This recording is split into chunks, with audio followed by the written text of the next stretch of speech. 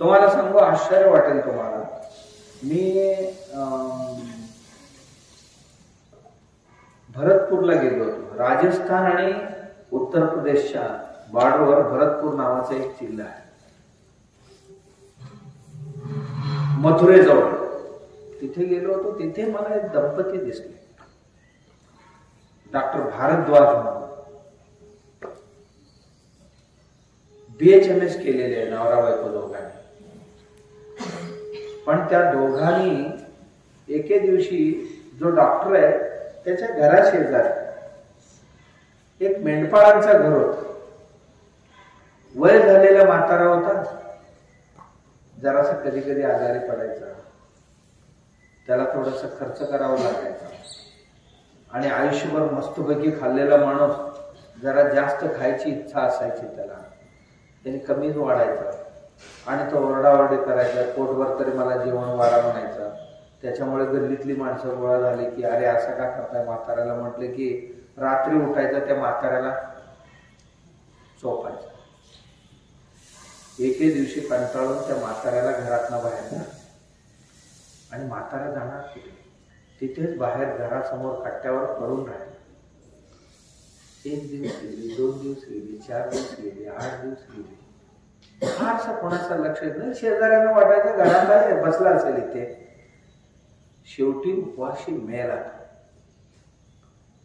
गावात जाऊन चर्चा सुरू झाली गावात. अरे तो म्हातारा मेला म्हणे, पोरांनी काय पोटाला घातली नाही म्हणे त्याला. मग तेव्हा शेजारचा हा जो होता, कॉलेजला होता डॉक्टर, आणि तो गावी गेला होता त्याच वेळेला. त्यालाही कळलं की अरे गावातली माणसं वृद्ध झाल्यानंतर या लोकांना असं फेकून देतात. आयुष्यभर ज्यांच्यामुळे हे जन्माला आले, ज्यांनी यांना शिकून मोठे करतात किंवा उद्योग व्यवसाय शिकवतात, आज त्यांनाच घराबाहेरनं काढतात. तर असं मरणाऱ्यांना कोण नाही का विचारायला? मग आपण अशा लोकांसाठी काहीतरी करायला पाहिजे. माझे जीवनच मी यांच्यासाठी अर्पण करायचं असा तो ठरवला तरुण. ठरवून घराबाहेर पडला आणि एक छोटासा अपना घर नावाचं एक घर सुरू केलं. आणि मनापासून ठरवला होता की लग्न नाही करायचं. आणि आयुष्य पूर्ण अशा पद्धतीने फेकले गेलेली जे रस्त्यावरची माणसं आहेत शोधायला लागला. रस्त्यावर एकेकांची चरित्र घ्यायला लागला. तो रस्त्यावर वेड्यासारखे जे भटकणारे आहेत त्यांना विचारलं, काय काका कुठून आला तुम्ही, काय मावशी कुठून आलीस तू, असं म्हटल्यावर ते सांगायला लागले, काय बाबा पोराने मला तीर्थयात्रा करवतो म्हणून आणलं आणि इथे सोडून निघून गेला. कोण म्हटले, बाबा मला कुठेतरी बाहेर गावी जायचंय, चला म्हटलं. आणि पोरगा मी आलो त्याच्याबरोबर, रेल्वेत बसवला आणि तो उतरून गेला. आणि शेवटच्या स्टेशनमध्ये पोलिसांनी मला पोलीस स्टेशन मध्ये आपल्या रेल्वे स्टेशनच्या बाहेर काढलं. आणि कसा जगावं आता, जगायची तरी इच्छा आहे, मरायची इच्छा नाही. मग भीक मागायला सुरुवात केली मी. 90 आणि 100% भिकाऱ्यांची जीवन असंच असतं. आपण कोणी त्यांच्याशी बोलत नाही, कधी त्यांची चर्चा करत नाही, म्हणून आम्हाला अरे भिकारी आहे, भिकारी एवढंच म्हणत जातो.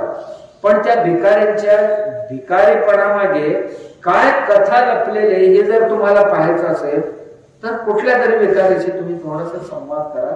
मग हळूहळू सुरुवातीला तर असेल जा, द्यायचं असेल तर ते, नाही तर जा. तो फार कठोर झालेला असतो, कोणावर त्याची फारशी संवेदना राहिलेली नसते. अशा लोकांची बोलणी करून ह्या लोकांसाठी एक शेल्टर उघडलं त्याने, अपना घर म्हणून. आपलंच घर, मराठीत त्याला आपलं घर म्हणतात. अशा लोकांना आणायला लागतं, आणून ठेवायला लागतं आणि त्यांची सेवा करायला. काही माणसं तरी, मी गेलो होतो त्यांच्या अपना घरमध्ये तेव्हा बघितलं की कुठेतरी रस्त्यावर पडले, डोक्याला जखम झाले, त्याला नाही काही उपचार केला, त्याच्यात किडा पडले. एकेकांच्या डोक्यातनं 10,000 किडे बाहेर काढले. आणि तिथे आत गेलात ना तुम्ही, अशा लोकांची सेवा करतात. ते बघायला सुद्धा धाडस लागते. कमजोर मनाच्या माणसाला ते बघायला होत नाही. 2-2 वेळ स्नान करतात, ड्रेसिंग करतात, गोळ्या देतात, आणि एक नाश्ता, 2 जेवण, आणि वेळेत औषध पाणी असं किती लोक असतील आज त्यांच्याकडे सांगा होते. 10-20 वर्ष झाली त्यांना हे सुरू करून, आणि त्यांना त्यांच्या कॉलेजमध्ये शिकणारी मुलगी भेटली. ती म्हणाली मी लग्न करायचं म्हणते तुमच्याशी. तो म्हणाला माझ्याशी लग्न करणार असेल तर संसार नाही करायचा. मी ठरवलंय की मुलं बाळा काही होऊ द्यायचं नाही आणि संसार करायचा नाही. केले की आम्हाला मुलं बाळ होतील, झाले की ह्या वृद्धांच्या सोडून आमच्याच्या मागे लागावं लागतं. म्हणून आम्हाला या संसारात नाही पडायचं. आणि माणूस काय एवढ्यासाठी जगलेला आहे तो. यापूर्वी त्याला खूप सारे पोरबाळा झालेले आहेत. डुकराच्या जन्मात, कुत्र्याच्या जन्मात होता, डझन पोरबाळा झालेले आहेत. आता या पोरांचं काय करायचं. हेही 10 वर्षात 20 वर्षात नवस करून एखादा होते आणि तेही काय आपल्याजवळ राहते याची काय गॅरंटी नाही, है ना. आणि काय आपलं भलं करेल याची गॅरंटी नाहीये. म्हणून यांची करूया. ती पण म्हणाली मी संन्यास्त होईल, मी तुमच्या बरोबर आहे ना, आपण दोघे मिळून चालू. आज चालवायला लागले. त्यांची ती भरतपूरला जी आपणा घर आहे, किती लोक असतील तिथे.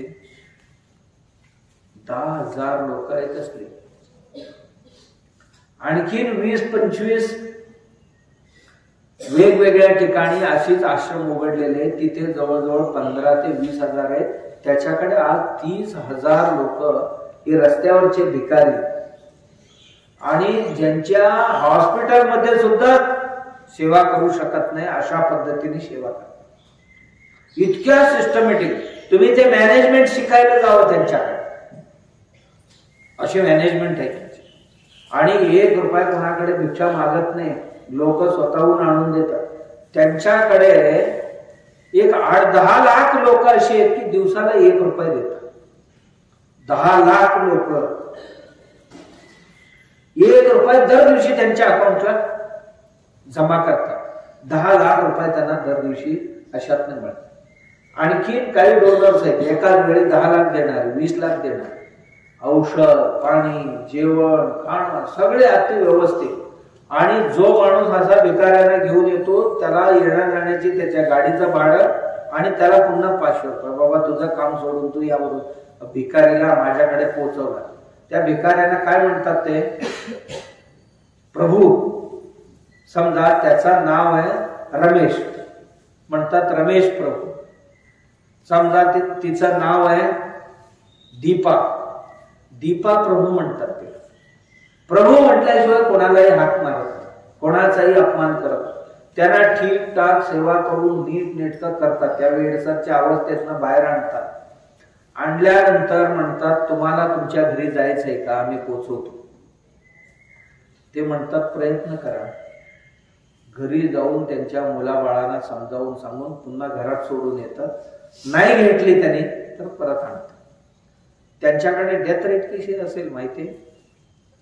दर दिवशी 4-5 मरतात वय झालेले, आणि असाध्य आजार उपचार करून सुद्धा. मग ते एक मॉर्चरी रूम आहे तिथे ठेवलेले असतात. आता 30,000 लोक आहेत आसपासच्या सगळ्या ह्याच्यातनं, आणि प्रत्येकाला लाकडं किती आणायचं. तर एकाच वेळेला 5-10 जाळतात. सगळ्या विधिविधान करतात.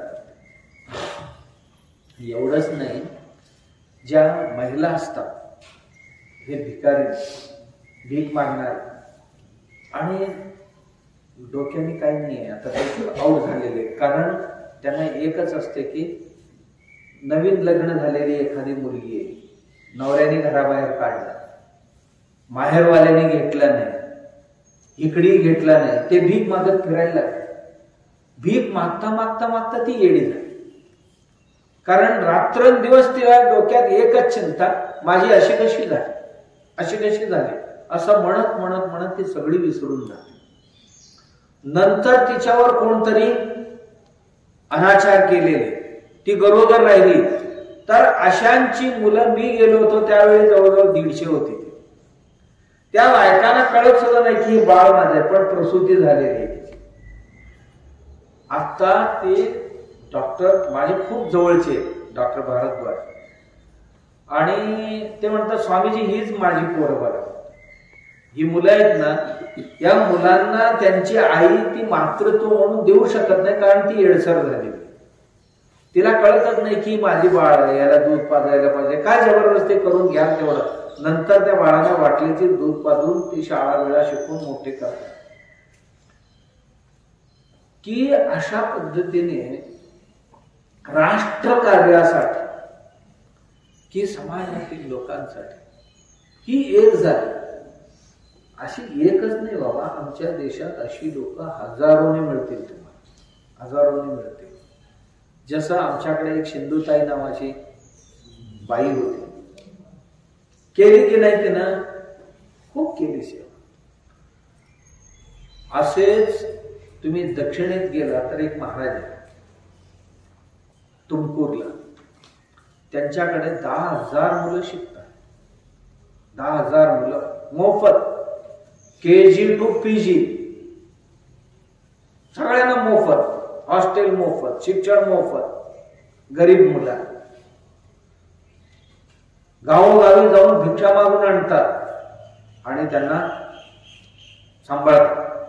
अशी एक नाही दोन नाही रे बाबा, आमच्या देशात अशी संन्यासी हजारोत आहे. मी देशभर फिरतो ना, बघतो की हे वेळ आहे. त्यांना विचारला तर नेहमी हेच म्हणतात ते, अरे आपण जगण्याला काय आहे, सगळे कावळे चिमणी कुत्रे कोंबडी जगतात तसं आपणही जगतो खाऊन पिऊन. माझ्या जगणं कोणाचा उपयोगाचा व्हायला पाहिजे की नाही. मी देशासाठी, समाजासाठी, दीन दुबळ्यांसाठी काय करू शकतो. काही लोक ना प्राण्यांसाठी करतात. त्यांच्याकडे गेला तर तुम्हाला 1000 प्राणी मिळतील. इथे कोल्हापुरातच आहे एक बाई आहे, तिच्या घरात 50 कुत्रे आहेत जखमी झाले. त्यांची काही करत नाही. आपल्या जे काही रिटायर झाले आलेले पैशात 2 बहिणी त्या कुत्र्यांची ठीक टाक करणं आणि सोडून दे. दुसरं उचलून आणायचं, ठीक टाक करायचं, सोडून द्यायचं. वेळसर मुलांसाठी काम करणार. केवळ महिलांसाठी काम करणारे काही